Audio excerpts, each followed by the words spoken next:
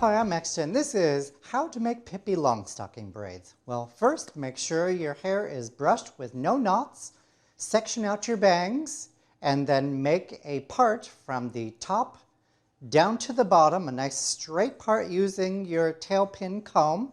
Then from there, put that into two little ponytails onto the side, cut a clothes hanger, like a wire clothes hanger, straighten it out.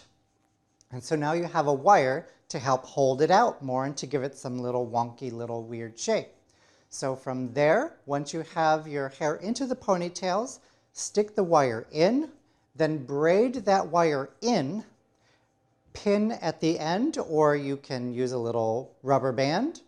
Make sure there's a little out because Pippi didn't have all the way to the ends. From there, just them into whatever little shape that's going to stick out and give it a cute little style.